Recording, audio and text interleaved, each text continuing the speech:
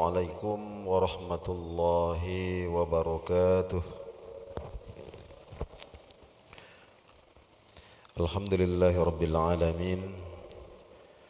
Hamdan na'imina wa hamdan syakirin. Allahumma salli wa sallim ala asyrafil mursalin Sayyidina wa maulana Muhammadin wa ala alihi wa ashabihi ajma'in, amma ba'du. Ma'asyiral muslimin wal muslimat, majelis subuh rahimakumullah. Subuh hari ini kita lanjutkan kembali pelajaran kita, masih tentang ma jaa fi khalqi Rasulillah sallallahu alaihi wasallam, tentang keterangan-keterangan yang berasal dari sumber-sumber yang terpercaya, yang sikoh, terkait dengan gambaran fisik atau postur Rasulullah sallallahu alaihi wasallam. Secara umum Rasulullah sallallahu alaihi wasallam itu dianugerahi kesempurnaan fisik, sebagaimana beliau juga dianugerahi kesempurnaan akhlak. Tentu alasannya bisa ditebak, karena bagaimana tidak, beliau ini memang disiapkan untuk menjadi panutan, menjadi ikutan sepanjang masa.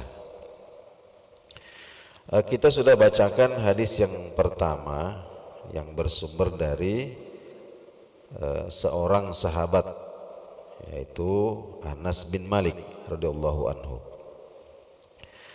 Disebutkan di situ tentang postur tubuh Rasulullah sallallahu alaihi wasallam, bahwa beliau itu laisa bitawilil ba'in wala bil qasir, tidak terlalu tinggi, tidak juga terlalu pendek. Artinya beliau ini berpostur sedang. Bukan berarti Rasulullah itu tidak tinggi. Jadi beliau ini tinggi tapi bukan yang terlalu tinggi. Tidak sampai disebut jangkung begitu. Tidak juga terlalu pendek. Dalam hadis yang lain yang diriwayatkan oleh Sayyidah Aisyah, ini istri Rasulullah sallallahu alaihi wasallam, beliau katakan, wa kana yunsabu ilar rab'ah. Beliau itu, Rasulullah itu posturnya itu sedang, jadi terlihat berperawakan sedang, bukan yang tinggi, bukan juga yang pendek. Idza masya wahdahu, ketika beliau sedang berjalan sendiri. Jadi kalau beliau sedang berjalan sendiri ini terlihat bahwa postur beliau itu sedang-sedang saja. Namun walam yakun ala halin yumashihi ahadum minan nas. Tapi kalau beliau berjalan dengan seseorang, yunsabu ilat tawili, yang tergolong tinggi. Jadi kalau beliau berjalan dengan seseorang, yang orang ini digolongkan sebagai orang yang tinggi posturnya, illa talahu Rasulullah, maka pasti Rasulullah itu lebih tinggi daripada orang itu. Wala rubbama, terkadang, kata Sayyidah Aisyah, wala rubbama, terkadang saya saksikan, iktanafahur rajulani tawilani, beliau ini apa istilahnya itu, diapit, diapit. Jadi di kiri kanan beliau ini ada dua orang laki-laki yang posturnya tinggi. Beliau diapit oleh dua orang yang postur tubuhnya itu tinggi. Fayatuluhuma, maka Rasulullah itu lebih tinggi daripada kedua orang yang mengapitnya ini. Fa idza faraqahu, namun ketika beliau sedang sendiri, artinya kedua orang ini sudah pergi, nusiba Rasulullah ila rub'ah, maka Rasulullah sallallahu alaihi wasallam itu kembali terlihat perawakannya itu sedang, ya. Nah, jadi seperti itu istimewanya itu postur Nabi sallallahu alaihi wasallam. Dalam hadis yang lain disebutkan oleh Ibnu Sab'in bahwa kana idza jalasa Rasulullah sallallahu alaihi wasallam ketika sedang duduk, ya, duduk bersama dengan orang-orang, yakunu katifuhu, maka terlihat pundak beliau itu a'la, lebih tinggi, min jami'il mujalisin, ya, dibandingkan pundak dari teman-teman duduknya. Nah, kemudian juga dijelaskan tentang rambut beliau sallallahu alaihi wasallam. Rambut beliau ini disebutkan la bil ja'dil qatati, ya, bukan yang keriting, ya, bukan yang keriting, wala bis sabti, bukan juga yang lurus. Nah, bukan yang keriting, bukan juga yang lurus. Maknanya itu, ini disebutkan di dalam hadis yang lain, di dalam kitab ini juga, bahwa Rasulullah sallallahu alaihi wasallam ini punya, atau disebutkan dalam 3 riwayat itu dari saksi mata yang pernah menyaksikan model rambut Nabi sallallahu alaihi wasallam, ya, terutama tentang panjangnya ini. Yang pertama ada yang disebut dengan al-wafrah. Wal-wafrah itu manazala ila syuhmatil uzun, ya, jadi rambut yang memanjang, ya, yang kalau tidak disisir, ya, kalau beliau tidak menyisir rambutnya, artinya membiarkan rambutnya itu terurai, ya, maka yang pertama itu adalah al-wafrah. Ada yang menyaksikan begitu, bahwa rambut Nabi itu memanjang hingga menutupi daun telinga bagian bawah ini. Nah, jadi ini tertutup. Nah, jadi seumpama rambut beliau itu terurai, ini tertutup, ini rambut bagian telinga bawah ini yang biasa dilubangi oleh kaum perempuan untuk dipasangi anting-anting. Nah, itu namanya syahmah. Kemudian yang kedua ada namanya wal-limmah. Limma ini adalah majawaza syahmatal uzun. Nah, jadi rambut panjang melewati daun telinga bagian bawah ini, memanjang melewati daun telinga ini, namun tidak sampai menyentuh bahu. Ya, ada juga riwayat bahwa rambut Nabi itu kalau tidak disisir itu panjangnya seperti itu. Kemudian yang ketiga ada juga namanya wal jummah. Wal jummah ini adalah madharabal mankibain, jadi rambut panjang hingga menyentuh bahu. Nah, jadi pernah juga Rasulullah sallallahu alaihi wasallam ini rambutnya terurai panjang sampai menyentuh bahunya, ya, seperti itu. Itu kalau beliau sedang tidak menyisir rambutnya itu. Nah, jadi tiga riwayat ini, nah, artinya tentu sepanjang sekian tahun, ya, para sahabat ini bersama dengan Rasulullah sallallahu alaihi wasallam, tentu rambut ini ada yang pernah, saya pernah lihat rambut Nabi itu kalau tidak disisir sampai sini. Ada juga sampai di bawahnya telinga. Ada yang enggak, panjang sampai, semua itu tentu adalah riwayat yang benar.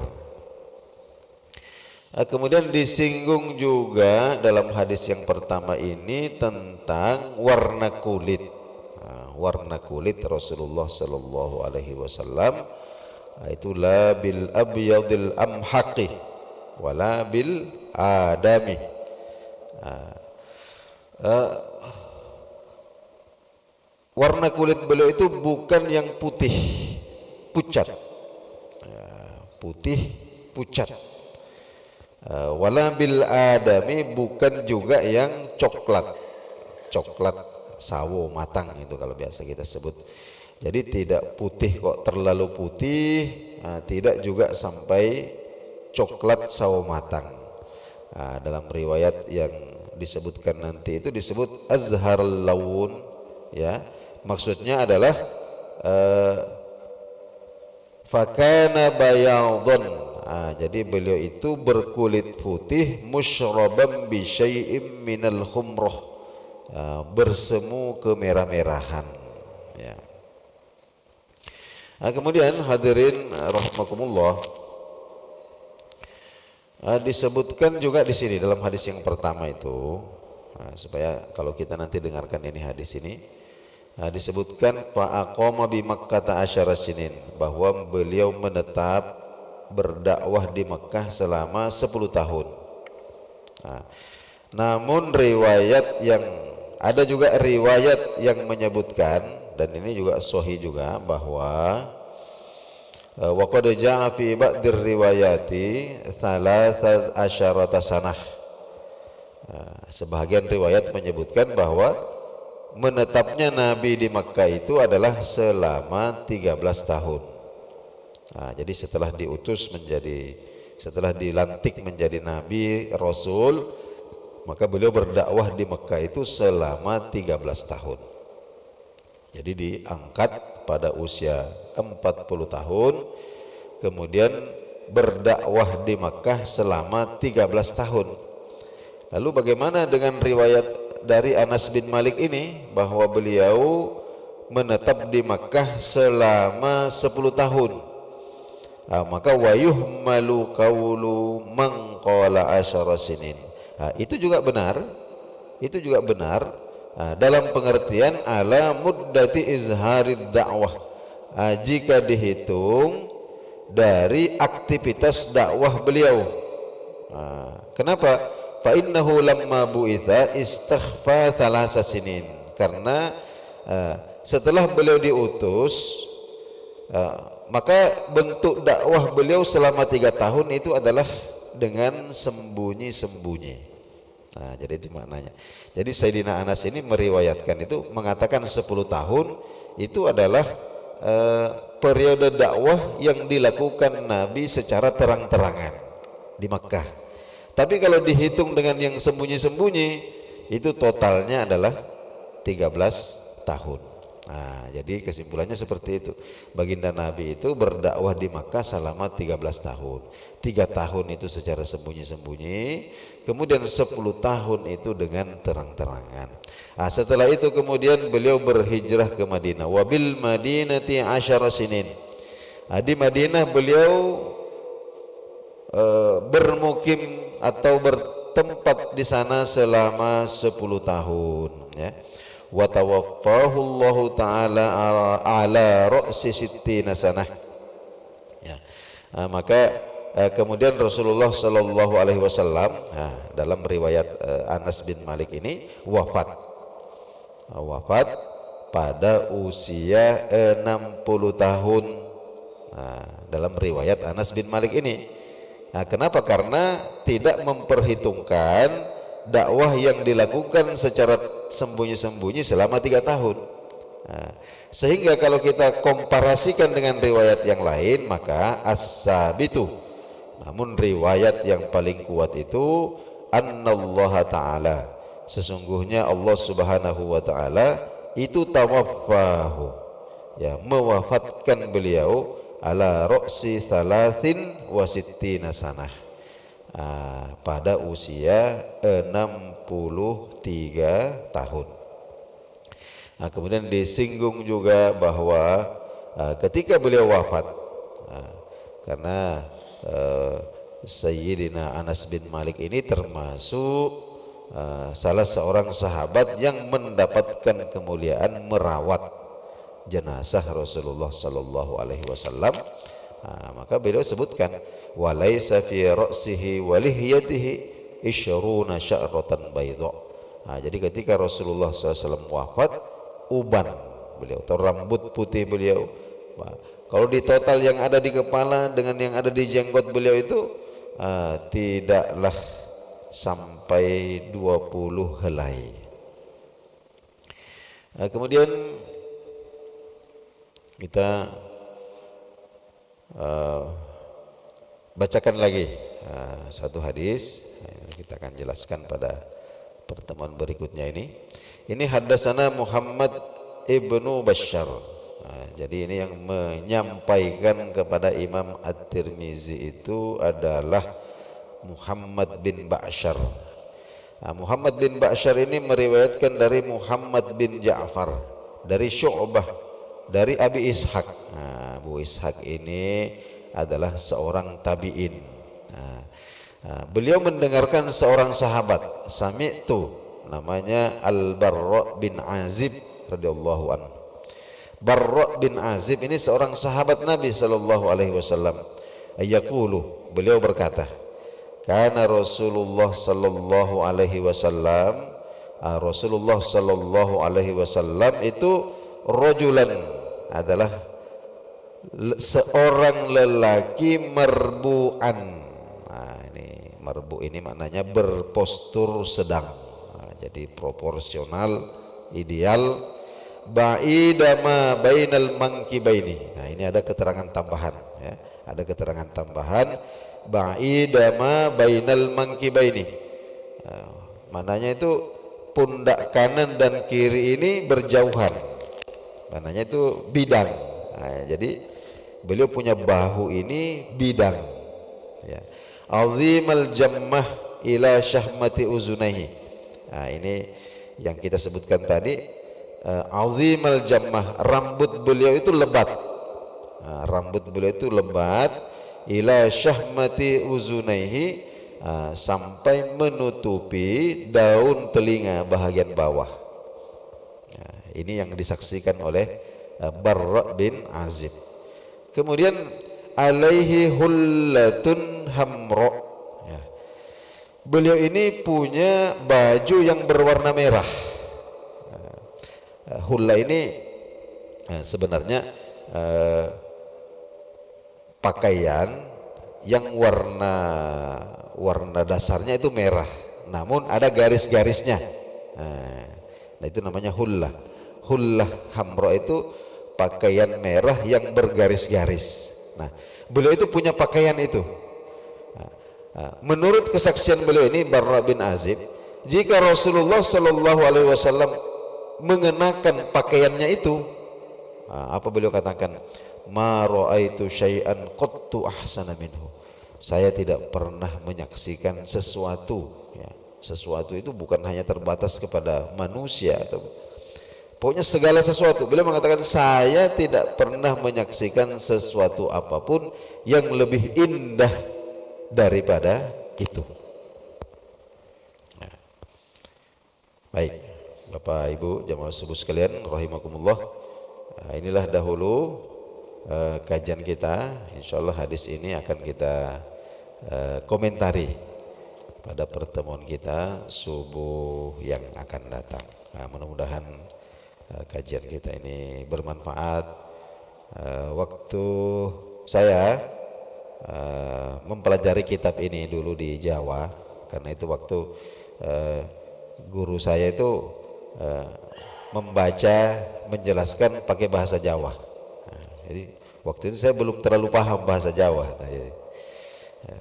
Jadi saya bilang, Pak, bisa bahasa Indonesia kah?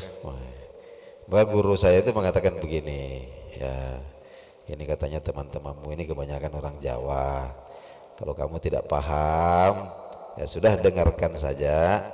Minimal setiap kali kamu menyebut Rasulullah Shallallahu Alaihi Wasallam, kamu bersalawat. Nah, itu saja. Jadi minimal, karena kitab ini nanti ini banyak sering sekali menyebut Rasulullah Shallallahu Alaihi Wasallam, Nabi kita Shallallahu. Minimal kalau kamu tidak paham itu, setiap kali kau dengar itu, bersalawat kepada beliau, bersalawat kepada beliau. Begitu wasiatnya itu guru saya. Itu minimal sepanjang kita kaji kitab ini, Kalau setiap kali kita mendengarkan nama Nabi kita disebut kemudian kita berselawat, maka insya Allah kita ini tergolong umat beliau yang banyak berselawat kepada Nabi Sallallahu Alaihi Wasallam. Nah, inilah kajian kita subuh hari ini. Kita akhiri dengan doa kafaratul majlis. Subhanakallahumma wa bihamdik, asyhadu an la ilaha illa anta astaghfiruka. Wassalamualaikum warahmatullahi wabarakatuh.